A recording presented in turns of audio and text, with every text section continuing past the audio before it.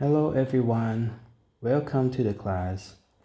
Today we are going to talk about precipitation titration, that is a member of quantitative analysis. In this session, we will learn the principle of the precipitation titration and how can we detect the endpoint of the precipitation titration. We will also review on the trigonometric methods that based on the precipitation titration. As you know that quantitative analysis include two main categories as you see here, and we have been discussing about the first type of quantitative analysis, which is the volumetric method right here. There are four trigonometric methods in this category, and you already learned 3 out of the 4 methods: the acid-base titration, redox titration, complexometric titration. The last member of this group is precipitation titration, which is the topic that we will talk today. This one. Each of these methods aim to quantify specific species by utilizing specific chemical reactions that occur during the titration. The acid-base titration quantify the content of acid and base by using the neutralization reaction.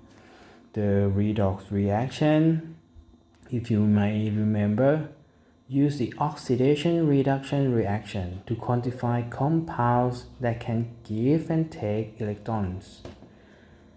The complexometric titration quantify compounds that can form complex structure. And how about the last one, precipitation titration? What makes it different from others? We will find out in this session.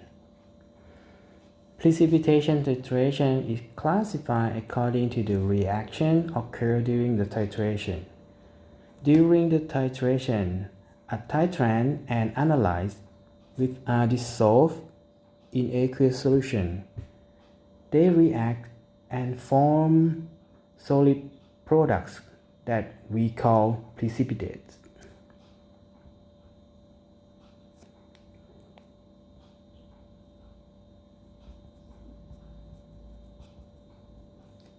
Here.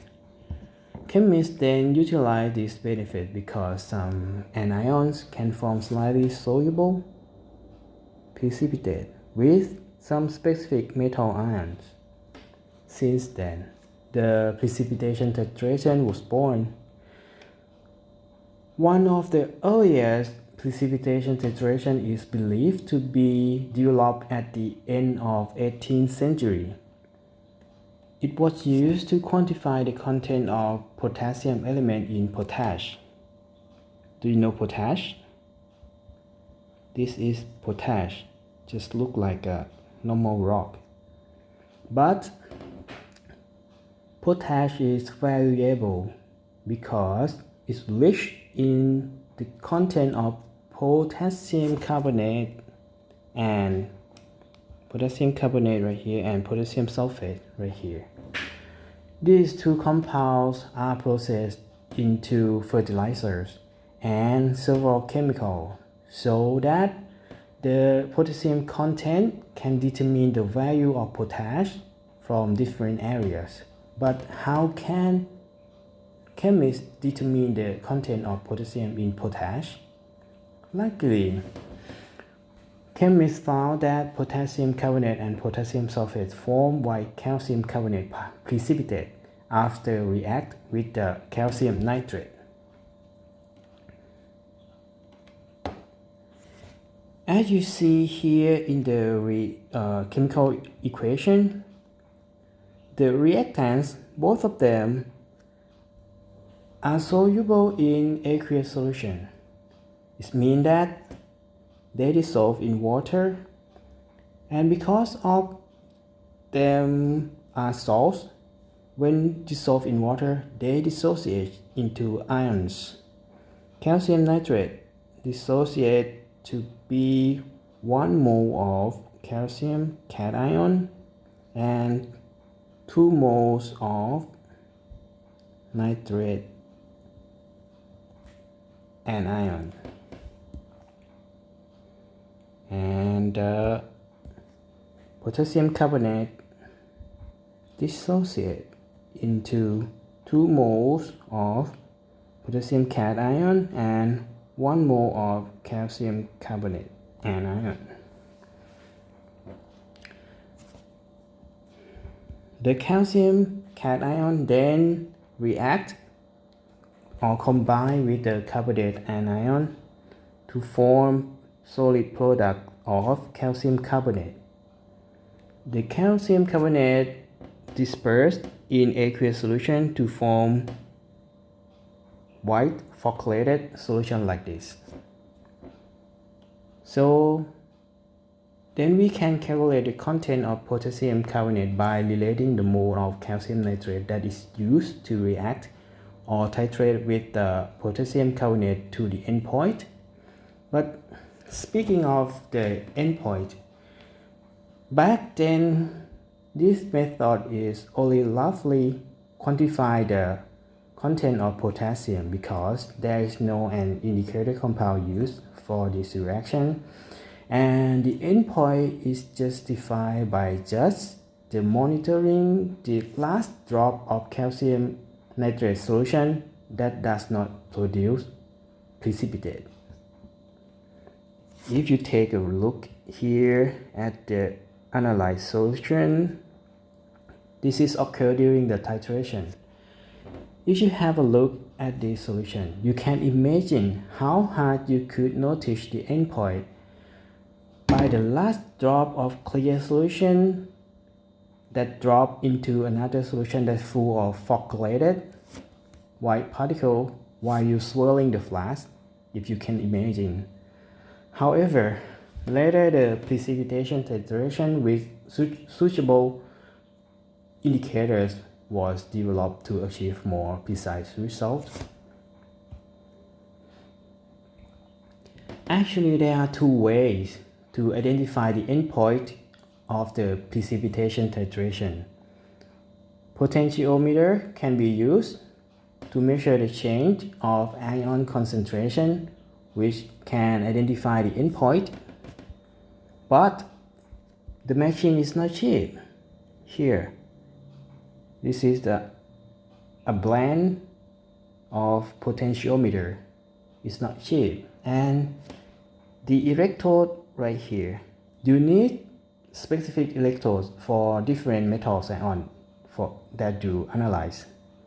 So there is another way to detect the endpoint by using the visual indicator. This one is more common and more convenient because we can use visual indicator to detect the endpoint by monitoring the change of the color of the indicator.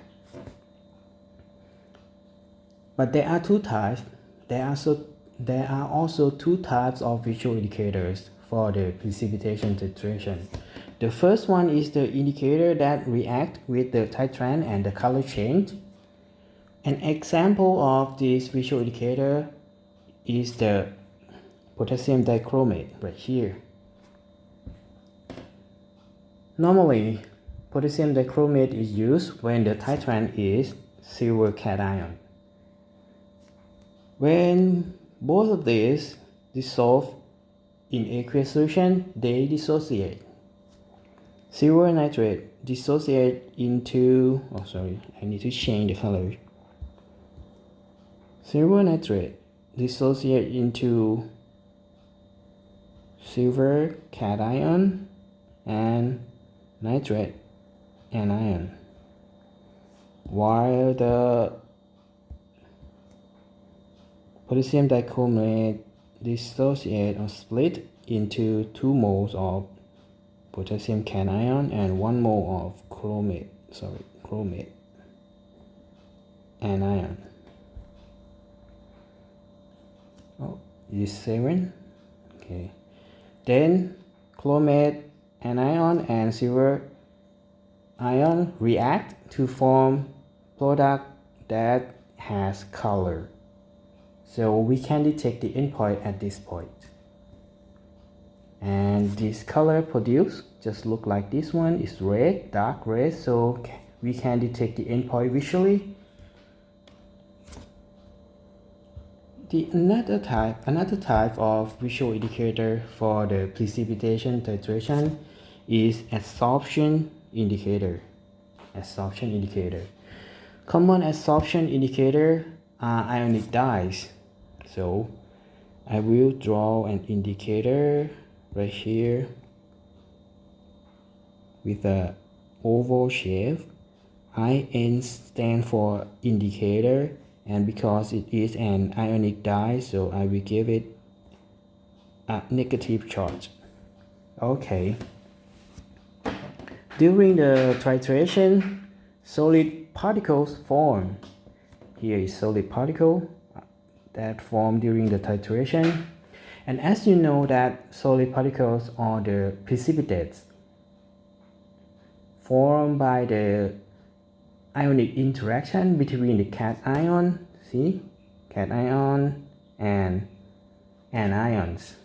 So like I showed to you by this drawing, precipitate is depicted as gray sphere shapes of cation and anions. During the titration, before the equilibrium point, there are more precipitate produced, and some precipitates are grow bigger before the equilibrium point. That's right. And before the equilibrium point, there are so many anions in the analyte. Then the surface of the particle was charged with the excess anion, like the blue or here this excess anion. So it made the particle negatively charged.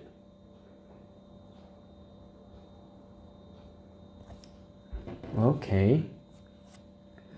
As the titration continue. Okay, the titration continue. Yes, I will titrate you with this burette. Okay, and what is in the burette? Yes, that's right. This is the cation. I will say it will be silver cation. Okay, we put the silver in, right? Put the silver in as the titration progress.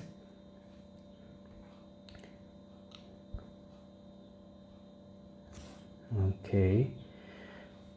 During the titration, because we drop the silver ion solution into the analyte, so it's come to attack with the negative charge on the surface. And at the equivalent point, there must be no excess charge, nor the positive or negative charge. So there must be no charge, no free charge in the solution. Then as we keep adding silver cation titrant, the particle surface is positively charged by the excess silver cation. So I will keep adding more positive charge. Okay, so the surface of the precipitate is positively charged. And if you remember, this indicator is negatively charged, so it comes to attack with the positively charged at the surface of precipitates. When the indicator with the negative indicator charge attack the positively charged surface, so the net charge of the indicator changed, so the color of the indicator also changed, and then we can detect the endpoint.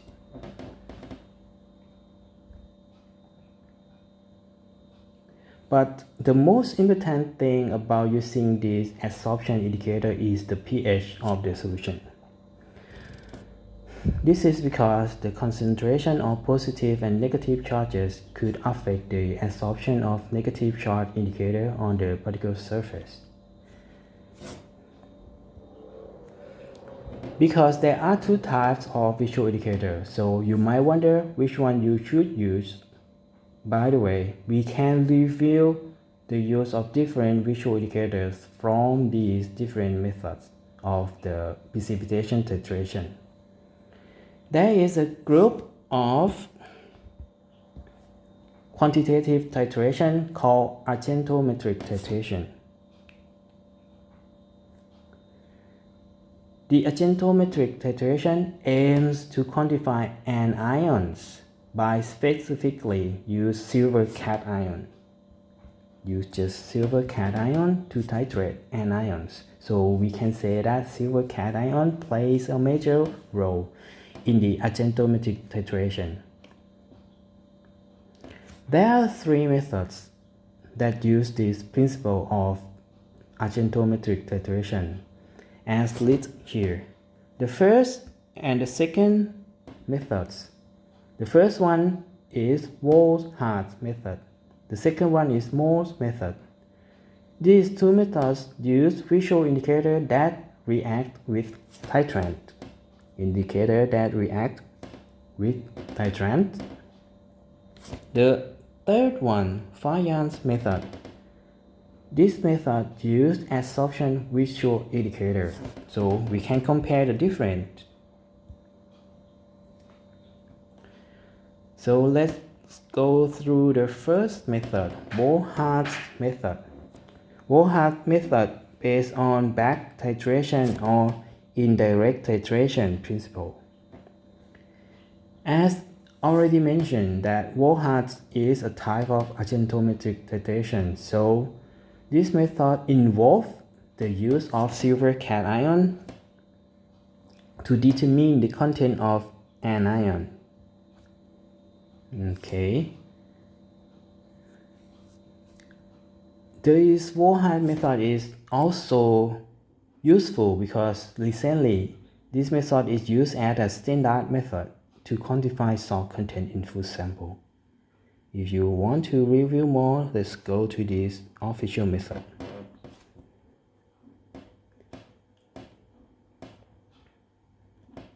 Okay, but there is a limitation for this Wohlhardt's method because the analyzed solution needs to be acidified with just nitric acid. For this point, I have two questions for you to do the research. The first one, why? Why does the analyzed solution of Wohlhardt's method need to be acidified with just nitric acid? Okay, and the second question, what will happen if the analyzed solution is not in acidic solution? What will happen? Okay, let's come back. Again, Wohlhardt's method is back titration, but why? Let's have a look at the procedure of this method. This example is to quantify the content of chloride ion. Okay, this is the first step. You have a solution of chloride ion, which is the content or actual content, or to be precise, how many moles of chloride ion you don't know, is unknown. Okay, but you need to be able to roughly estimate the amount of the chloride ion so that you can add an excess amount of silver ion that is prepared from the silver nitrate. Okay, let's clarify with the drawing. So at the first step, I have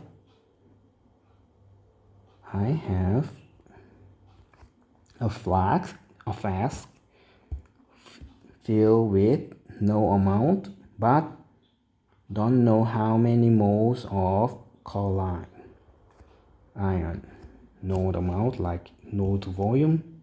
Okay, so unknown. Chloride is unknown. All right, and then I add an excess amount of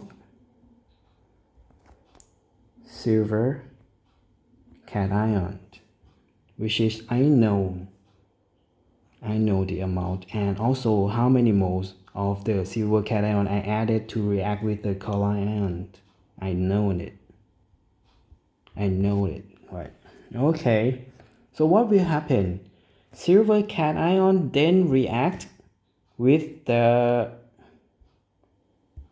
okay, I will give it red, with the chloride ion to form precipitate, as mentioned earlier, to form precipitate. The precipitate is silver chloride. It's white. It's actually white. At this point, in this case, silver chloride needs to be filtered out because it will be dissolved back into the solution. Then you will what? Yes, the content of chloride that you analyze will be higher than the actual one, right? Okay, I need to filter the silver chloride out. Okay, filter it out. Okay, and I will keep the filtrate. Filter the precipitate out and keep the filtrate. Okay,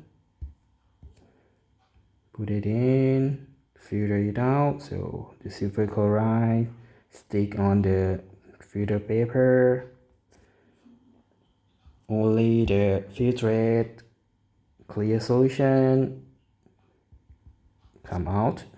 So I give it a blue color, so you may know that what is in the filtrate. Yes, it is chloride ion. No, it's not correct. I will give it a orange. Why I give this orange? Because after the reaction, the excess one is that the silver cation that has that the moles of silver cation is more than excess, more than the moles of chloride ion. So the chloride ion is basically used up, right? Okay, so the filtrate contain unknown mole of silver cation. I will give it excess mole, but I don't know how many excess. I don't know how many moles of the silver cation that is excess. How could I know? Let's go to the step number 2. Okay, but in the presence of ferric indicator, ferric ion is used as an indicator. So I put the ferric in. Ferric may be a little bit green. It's not green actually. I put it in as an indicator, and then I will take it to the titration. And what I put in the burette is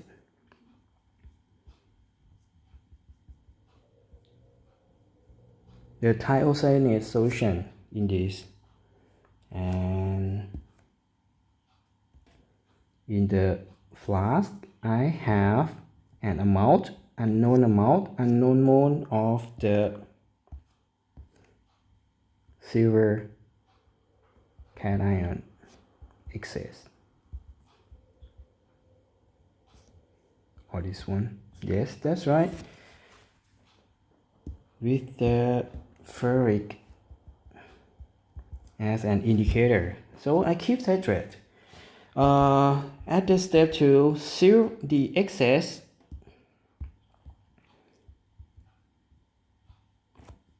silver cation will react with thiocyanate ion that is prepared from the potassium thiocyanate right here to form solid precipitate again to form solid precipitate. But how can we know the endpoint? This is not yet what we want, right? We can know the endpoint when the excess amount of thiocyanate titrant react with the ferric cation. That is an indicator, because it will form complex structure between between ion and the thiocyanate, and the color is deep red, so we can detect the endpoint visually again. Okay, but this is not what we want now. We want to know the concentration of chloride ion. Please remember this step 2. So what do? We have to calculate back. So this is why this method called back titration. We have to calculate back. Okay, let's go to the calculation.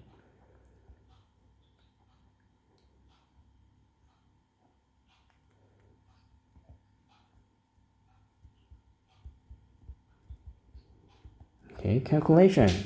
So there are 3 steps for the calculation. The first step, what we know is the mole of thiocyanate that we use to titrate the excess amount of silver cation. Okay, so we know mole of SCN. So because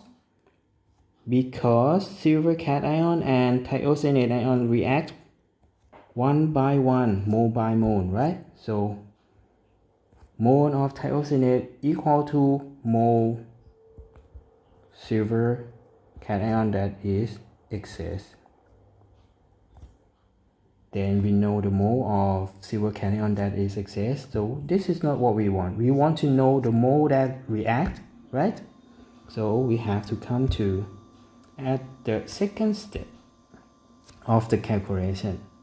How can we know the mole of the silver cation that react with the chloride ion?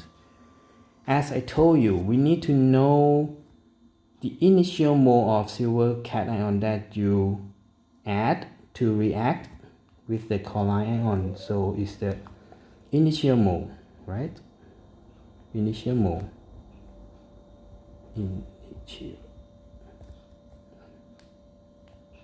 Initial mole. So it's the total mole that you add to the analyte, and you know how many mole that excess, right? That excess. So I have the initial mole minus the mole that is excess.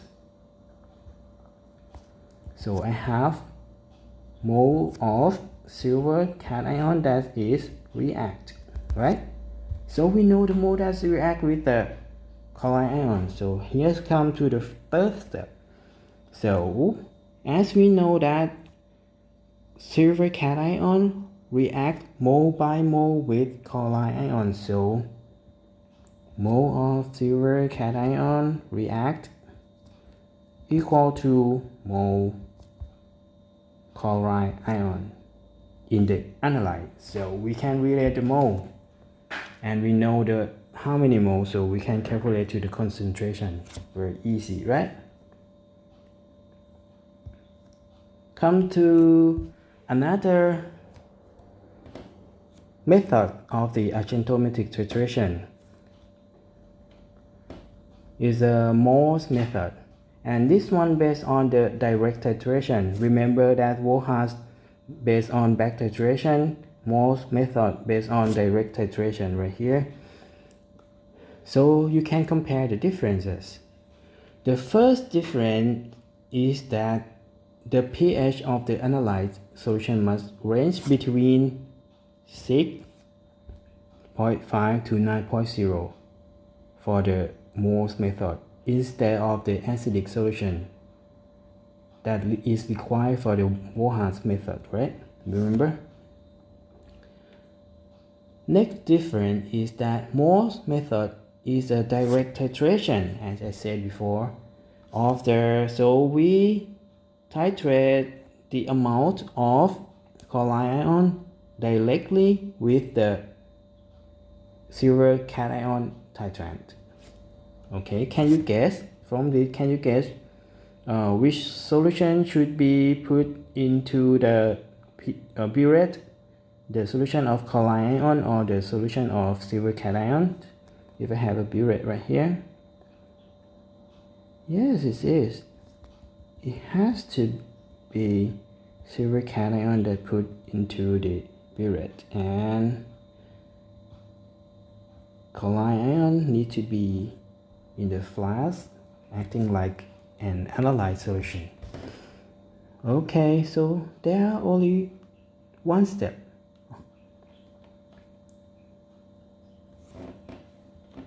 So basically, at the first step, chloride is in the flask, and we have silver cation that is prepared from the silver nitrate in the burette.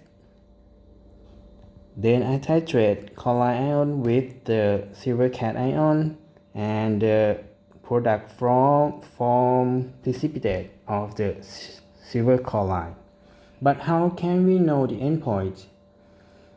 The visual indicator used in this kind of reaction is potassium dichromate.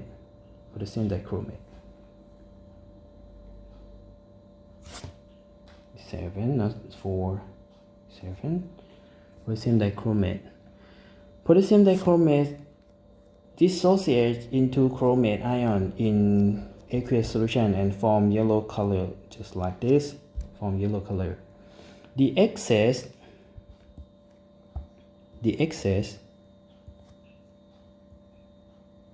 of silver cation that beyond or that excess the amount of chloride ion at the equivalent point will react with the chromate ion to form compound with red to orange color, so we can detect the endpoint. But how we can calculate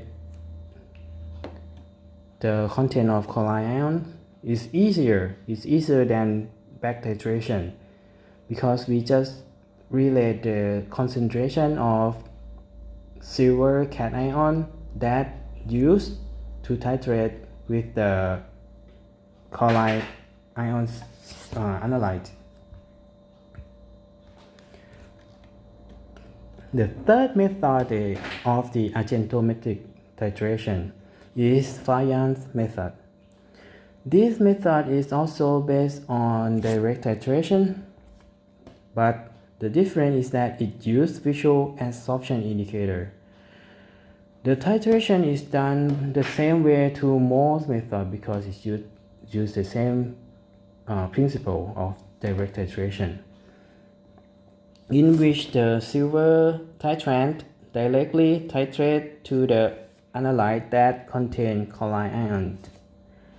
Then the precipitate occur, and at the endpoint we can detect the endpoint using the absorption indicator. Okay. At the endpoint excess, as I told you earlier, excess amount of silver cation will bind on the surface of the precipitate silver chloride and make the surface of these precipitates positively charged, and then the anionic dyes come to attack the positive charge on the surface. As the net charge of the indicator change, the color change as well. so we can detect the endpoint. The calculation is the same way because it's direct, the same way to the Morse method because it's user direct titration method. But to use Fayan's method is a bit tricky because type of indicators and pH must match with the titrant and analyze. For instance, if you titrate chloride ion here with silver cation, you can either use the fluorescein or dichlorophurescine, except that if you use the latter, the dichlorophurescine here, the pH of the analyte must be adjusted to pH 4. Okay, we will talk about this in detail in the next session.